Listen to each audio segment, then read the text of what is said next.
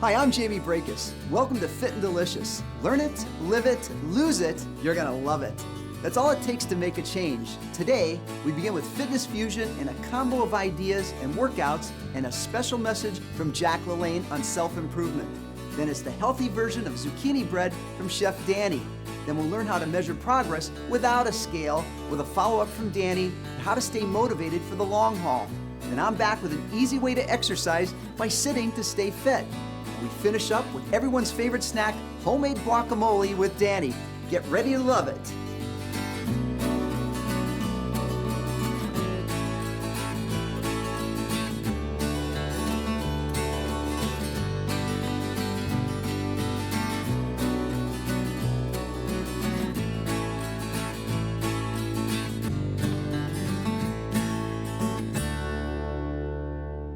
Learn it, live it, lose it, you'll love it. The process of change happens slowly. By doing a little bit each day, you can build on your successes.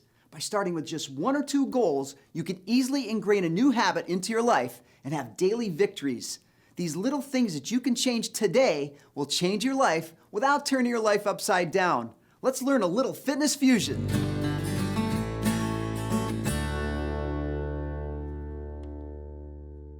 You know, time is the biggest factor why people don't work out. Now I'm going to give you the optimum program in the least amount of time. By doing dual movements, you'll save time, but you get fit, healthy, and strong, and work out your entire body with 2 moves during the same exercise. All right, guys, get off your seat and get on your feet. Let's go. You're going to need a chair and small handheld weights, guys. All right, first thing we're going to do, I love this one, it is a squat thrust. So you're going to bring it down and then up, right there. That's it. Good. Again, these dual movements save you time, but you're going to get fit, healthy, and strong. A couple more. And release. Okay, now guys, from there, what I want you to do is a press right here. That's it. That's all you're going to do is then lift the shoulder up. That's it. Good. Nice and easy, slow and controlled. And release. Other side. That's it, guys. Remember, more isn't better when it comes to exercise. Better is better. You got to do a little resistance, a little cardio. Hey, if you combine them, that's fantastic. And release. Now, you put the weights down here. We're going to do a push-up, okay, and a butt kick. So you're going to do a push-up, kick right, kick left. Push-up, boom. Hit those buns. Hit your shoulders, your chest muscles, and your triceps all at once. That's it. One more. Down to the right and to the left. All right, guys, now what I want you to do is a lateral raise, right, with an outer hip. Boom, right there. So as the leg goes out, so does the shoulder. This is the middle portion of your shoulder. That's it. Gives you a nice sculpted look at the shoulders. And release. Other side. Again, use the chair as balance. If you don't need it, that's fine. Good, good, good. You got to build that muscle tissue. So important. That's it. 2 more. And release. All right, guys, from here, we're going to do a raise with your quadricep, okay? But boom, as you raise the leg up, you're doing a crunch at the same time. That's it. So you're working your abs. Give you a slimmer, trimmer, tighter waistline. That's it. And release. Other side. So let's bring this over. And then up. Right there. That's it. You got to keep moving, guys. If you rest, you rust. That's it. A couple more. 3, 2, and 1. Okay, so now we're going to do a bicep curl. Okay? But it's a stationary lunge. You're here. Down. Down. That's it. That's right, guys. If you're snoozing, don't rest, guys. You can't have that, right? Because getting fit never gets old. You got to just keep moving. That's it. And release. Other side. Right here. Boom. Down. There you go. That's it. Work your biceps, your quadriceps, your hamstrings. And release. All right, guys, right here, a deadlift. Down, up. That's it. Good, this works your back, your hamstrings, your buns.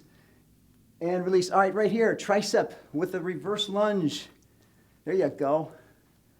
5, 4, 3, 2, 1. You did it. Fitness fusion. Way to go, guys. And now we have words from Fitness Past from our mentor, Jack LaLanne.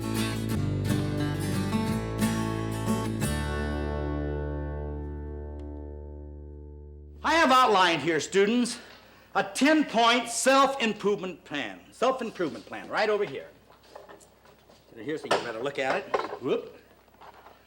10 points. Now, number 1, on the top of our list, naturally, if you're going to improve yourself, today we're trying to think of improvement, students. Not only is the physical part, you having a nicer figure, but we're thinking about the spiritual aspect of it and the mental aspect of it. Now, exercise is number 1. Number 2, better nutrition. Number 3, positive thinking. Number 4, good habits. Number 5, grooming. Number 6, a smile. Number 7, posture. Number 8, help others. Number 9, relaxation. Number 10, faith. Now, I'm up here doing the best I can, the best I know how, to give you little secrets of helping you to improve yourself from the bottom of your feet up to the top of your head. And I promise you this, if you will follow these 10 points here just this week, from now through Friday, you are going to see such an amazing change, not only in the way you feel and your personality and the way you look, but people are going to notice what a better person you're becoming. Hello my friends, it's Danny, and today I am sharing my recipe for a classic delicious zucchini bread.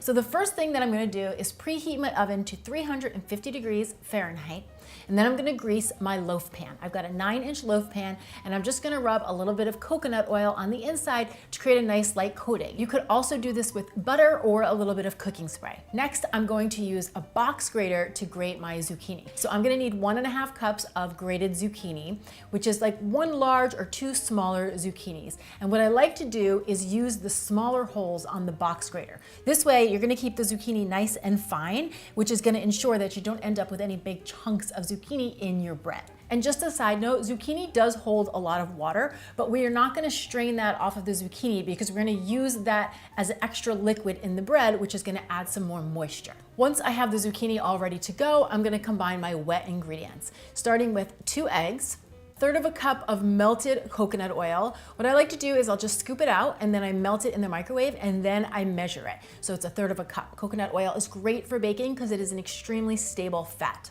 Then I've got a 1/4 cup of unsweetened vanilla almond milk and 1 teaspoon of vanilla extract. Gently whisk that all together. You just want to mix until you've got all of those ingredients combined.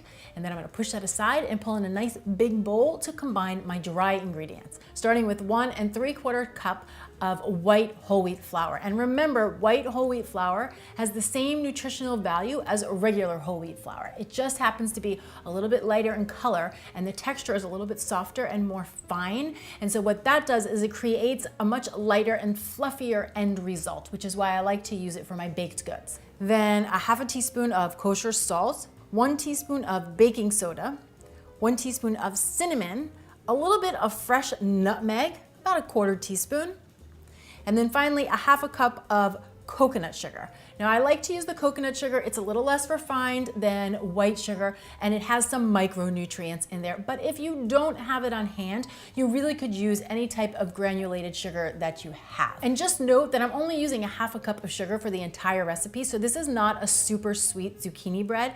It's perfectly sweet in my opinion. But if you want it to be a little sweeter, you could add an extra 1/4 cup of sugar or an extra 1/4 cup of honey, or leave the sugar as is and stir in some raisins or some chocolate chips. Then I'll just gently toss all of the dry ingredients together, make sure that they're mixed really well. And then I'm gonna pour the wet ingredients into the dry ingredients and gently mix this until it's just combined. You really don't wanna over mix it, so as soon as you see everything come together, it's ready to roll. And then my final step is to add that shredded zucchini into the bowl and a 1/2 cup of chopped up walnuts. And again, gently stir that together. Pro tip, when buying walnuts at the grocery store, look for walnut pieces or pre-chopped walnuts. They are less expensive than the whole walnut halves, and when you're using them in recipes like this, it saves you an extra step because you don't need to chop them up yourself. Once I've got my batter ready to roll, I'm gonna transfer it into my greased loaf pan.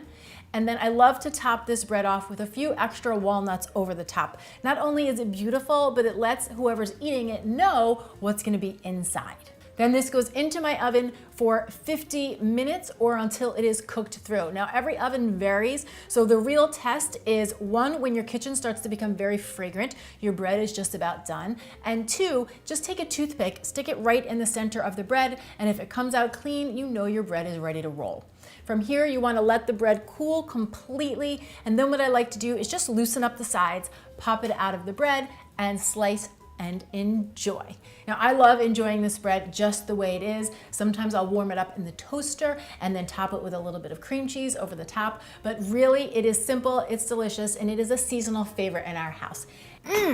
I cannot wait for you all to try this recipe, and when you do, please do me a favor and snap a picture, tag me on Instagram and Facebook. Thank you so much for watching. I'm Danny Spies. Cheers! Instead of getting angry at what the scale is saying, take a minute to think about what the scale is not telling you, like what a strong and healthy individual you're becoming. It's motivating when you feel the joy of putting on those fit jeans that you feel amazing in. Your jeans and clothes are much more effective and powerful measurement than the scale. They'll absolutely tell you if your body is changing in the right direction. It's pure physics. When you exercise, your muscles take shape. Your body transforms, becomes more contoured and tight. Hence, your clothes begin to feel looser. The scale might not register this because you've been building lean muscle while you're exercising. And everyone thinks muscle weighs more than fat. This is not true. 5 pounds is 5 pounds. 5 pounds of muscle equals 5 pounds of fat. However, muscle is dense. Muscle takes up less space in your body, so the scale will not reflect your progress. I want you to take out a pair of pants that fit snugly before you begin your new lean, healthy habits. Take a picture with you in them for as much as you can squeeze into them. In 3 short weeks, I want you to try them on again. Notice the way they fit. A little looser? Are you able to ease into them standing up when before you had to sit or lie down to yank them over your legs? This is a sure sign of progress towards a leaner you. What about an old fitted shirt? Notice how it's a little loose around your waist or arms. Also look for improved muscle definition when you check out your body in the mirror, or how you're sitting more comfortable in a small chair. All this is measured without that dreaded scale. Now take your measurements on your waist, arms, thighs, and hips. Even if you're not losing pounds, you very well be losing inches all over your body as your figure slims down and tones up with muscles. Other non-scale victories include a reduction of blood pressure or cholesterol, heart rate, and body fat percentage, or how you're lessening your chances of diabetes.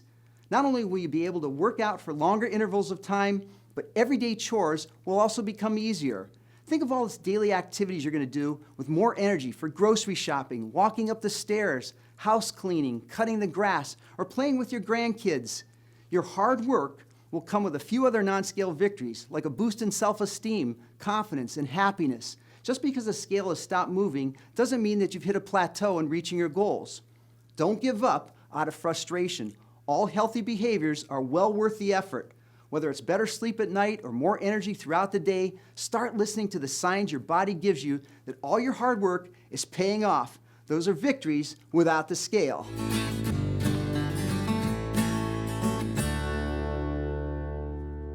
Hello, my friends, it's Danny, and today we're going to chat about motivation. How do you get motivated? How do you stay motivated when you're trying to lose weight? It's a great question, and it's one I'm excited to dive into.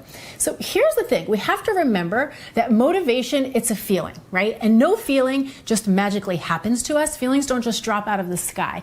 All of the feelings that we experience are generated by what we think. Our thoughts create our feelings. So if you are trying to generate the feeling of motivation, you first have to start by investigating what are you thinking. So when you want to lose weight, when you're trying to do something different, right, whenever we need to take on any type of change, we have to create some type of plan for ourselves, some type of intention, somewhere to direct our attention in a way that is different from what we've been doing in the past. And for a lot of people, creating a plan can be really motivating at the beginning. And the reason that plan is motivating is because we're believing in it and we're excited about it and we believe it's going to help us get our results, so we feel motivated. And most people can generate motivation for a couple of days. But what starts to happen is that after 2, 3, 4 days, when we're not seeing the results that we want to see, side note, weight loss doesn't work that way. Weight loss takes time, it's not fast, and it's not linear, right? But a lot of times when we set a weight loss goal and we don't start to see changes right away, we start to lose motivation. And the reason that we're losing motivation is because we're no longer excited about and or believing in the plan that we've set up for ourselves. Sometimes it's just enough when that plan starts to get really hard that we're like, oh, forget this, right? This doesn't work anyway. And that absolutely creates the opposite effect of motivation. So point one, you really have to remember that motivation is a feeling, and the way we are thinking is either going to motivate us or unmotivate us. Now, to take it one step further, something that I personally have found to be very true around motivation and weight loss is nothing really creates motivation and momentum like results, right? Once you really start to see the results of the work that you've put in, you start to get motivated. And the reason you start to get really motivated is because you're believing really hard in what you're doing, right? Because you're like, this is working. Oh my gosh, this is so exciting. I'm going to keep doing this. Maybe I'll tweak it like this. Maybe I'll tweak it like that, right? Those thoughts, that excitement and that belief in yourself builds more motivation. And then as that motivation is rooted with more energy and excitement, more momentum builds. So I think what we have to remember for ourselves is that at the beginning, it's very normal for anything new, anything different that we're doing to feel uncomfortable, to feel challenging, because you have to remember our brains love easy and efficient. They don't want to use a lot of energy. They love doing what they did yesterday. And so whenever we're creating a new habit, it requires more energy and more attention, more awareness, more consciousness on our part. And that is uncomfortable. It's harder. It's harder than not doing it for sure, right?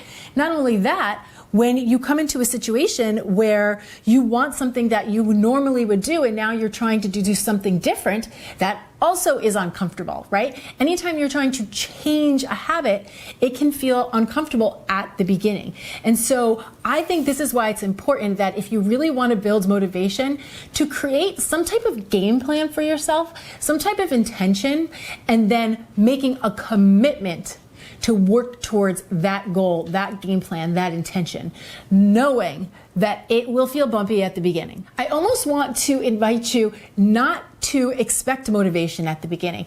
Don't require motivation as a means to get you into action. Be willing to take action when you're not motivated. Because honestly, if we all sit around waiting to be motivated, it's very unlikely that we're going to make a lot of progress, because again, it's hard to maintain that motivation when we're doing something new and different with just the power of our mind. And real motivation starts to generate from results. Important to note that, again, the motivation is not actually coming from the result, it's coming from what we think about the result. So if you can generate that belief system without the result, I mean, that's the real magic. But either way, you can get there either road, the way you're thinking or by just creating a plan, committing, and then getting motivated by your results. Those are your two pathways to creating more motivation for yourself.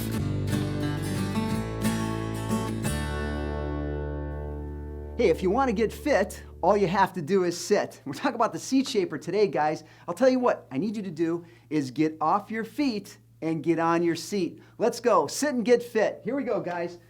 First thing we're going to do is have a seat. We're going to do a shoulder circle. That's all I want you to do is bring the circles around with a nice small movement. It's great for your shoulders, guys, right there. That's it. Nice and easy. Now let's reverse that. There you go. Keep your abs nice and tight and a smile on your face, right, guys? You want to sweat, smile, and repeat. Now let's go larger ones. Well, this really loosens them up nice. That's it. And also really firms and tones that shoulder muscle. Now let's go to the other side. Here we go, right there. That's it. You'll feel these without any weights at all. Use your own body as resistance and release. Now, hands here. We're going for the side crunches, those obliques right here. Abs nice and tight. That's it. Now, what I want you to do is really squeeze the abs nice and tight as you do this movement. That's it. Sit and get fit. This is the way to go. Nice and easy. One more, and release. Now, this is for the quads. I want you to actually use your hands as resistance. Push your leg straight up, and as you push it up, I want you to really tighten up those arms, and you're adding resistance. You're using your own body's resistance. Hold it right there and release. That's it. Push, push, push. You can challenge yourself on this, and if you don't challenge yourself, you won't change, right? Right there. Hold it and release. Let's go the other side. Right here. Nice and easy. Push it up, up, up, up. Hold it and release. It's nice and metric.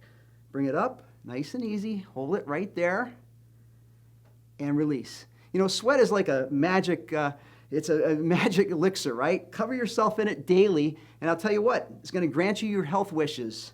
One more. Hold it right there. Hold it, and release. Now, we're going to do an outer movement, outer thigh. So you're here. So all I want you to do is bring the hands here and push out. That's it. Push out with your legs, and then you're adding your own resistance with your hands right there. Push out and release. That's it. Nice and easy. Hold it right there. Push, push, push, and release. Now go to the inner thigh. Same movement, right? Now you're going to bring the legs in. Hold it right there and release. Well, you can really feel these. Tighten the inner thigh. That's it. Right there. Bring it up. You're adding the resistance. One more. Bring it right there. Hold it, hold it, hold it. And release. Now what I want you to do is I call it pretzel. You're right here. Bring the leg right up. This is, again, working the inner thigh right through here. That's it, guys. You're only one workout away from a good mood, right? When you work out, it puts you in a good mood. You got to smile while you do it. One more, and release. Other side, you're right here. Bring it up. You can feel it right through here. If you want added resistance, you can put your hand right here for resistance. It's okay. You got to challenge yourself once in a while, guys. That's it. Nice and easy. One more, and release. Hey, let's work those abs, right? So what I want you to do is sit up in the chair here a little further, put your hands here, lean back, and then go forward. Lean back so you get that slimmer, trimmer, tighter waistline. That's it, nice and easy. Right there, lean back and go. One more, and release. Good, guys. Now, I want a reverse crunch. What that is you're here, bring both knees into the chest. Now, if you're just starting out, use one leg at a time. This is working the lower tummy, right? Right through here. That's it. Otherwise, bring it right here. That's it. And release. Now, it's great exercise for the back of the arms. A reverse dip. You're here. Nice and easy. Down and back up. That's it. This is great for the back of the arms. That flapper zapper, right, guys? One more and release. All right, nice big deep breath. Bring it up and release. Hey, you guys did a great job. Sit and get fit. Homemade guacamole is a classic. The key is to have all the proportions just right so that all of the textures and the flavors really pop. That is so good. So I'm gonna share all of my best tips and tricks, what I do and why, so that you can rest assured that you are gonna learn how to make the best guacamole. So a very important component of making sure you have amazingly delicious guacamole is a perfectly ripe avocado. So what I like to do is use the press test. All you do is you hold your avocado up and gently press your thumb into the skin of the avocado. What I'm looking for is just a nice light indentation. So the avocado has a little bit of give when you press on it. If there's no give at all, chances are it's too hard and it's not ripe enough. And if it's too soft and your thumb mushes right in, then you may have an avocado that's overripe. Slice the avocado in half, and then I just gently tap my knife right into the pit to pull it out. Now, if that technique makes you a little bit nervous, what you can also do is just gently squish the sides of the avocado, and if the avocado is nice and ripe, the pit will pop right out, just like this, and then I just pull it out with my fingers. I'm gonna scoop the avocado out of the skins and get it into my bowl, and then top that with the juice from half of a super juicy lime. And then using the backside of my fork, I'm just gonna gently mash the avocado along the sides of the bowl until it's nice and creamy. Now, just a side note, this recipe serves anywhere between 2 and 4 people, depending on how you're using it, but it can easily be scaled up or down. Then I'm gonna add in 1/4 cup each of finely diced onion and some diced tomato. Now for my onion, I like to use a white onion because it has a nice mild flavor and it adds a great texture without being overpowering. If you wanted something even more mild, you could swap the onions in for some sliced scallions. Now for the tomato, I recommend choosing the most beautiful in-season ripe tomato that you can get your hands on. And first what I like to do is remove the seeds. This way we don't get the wet seeds in the guacamole to water it down, and then chop it up. Next up, we have our garlic. Now you could do 1 to 2 cloves of garlic depending on how much you enjoy garlic, but definitely you want to use a garlic press. This gets all the juices and the flavors from the garlic, and it ensures that nobody eating your guacamole is going to get a big hunk of garlic in their mouth. Then I'm adding in a couple tablespoons of chopped fresh cilantro. Now, whenever you're chopping your cilantro, you want to cut off the big thick stems towards the end, but the thinner ones towards the top are perfectly fine. And then I've got just a little bit of chopped up green bell pepper. Now, traditionally I would do jalapeno pepper, but because I don't want the guacamole to be spicy, because I want to keep it family friendly, AKA I want my kids to eat it, I find that swapping in some green bell pepper works brilliantly. This way we still get the great crunchy texture with the pepper flavor, but we don't have any of the heat. And then I'll just finish that with a heaping 1/4 teaspoon of kosher salt and gently start to mix this all together. Now the reason I really like kosher salt is because it has larger crystals of salt than table salt and actually contains fewer salt crystals by volume, which means you're using less salt overall and getting a bit of a crunchy texture from the salt. Once I've got everything mixed together, I'm just going to transfer this into my serving bowl and this guacamole is ready to go. Now the obvious choice is to serve the guacamole with some corn chips. So simple, so delicious, such a classic, and you can bring it along almost anywhere for any occasion. Thank you so much for watching. I'm Danny Spies and I'll see you back here next time. Cheers! Hope you have those 4 L's down pat. Next, it's time to learn about the ways to fuel your body the right way on Fit and Delicious. For videos, tips, and the 8-day challenge, visit fitanddelicious.com.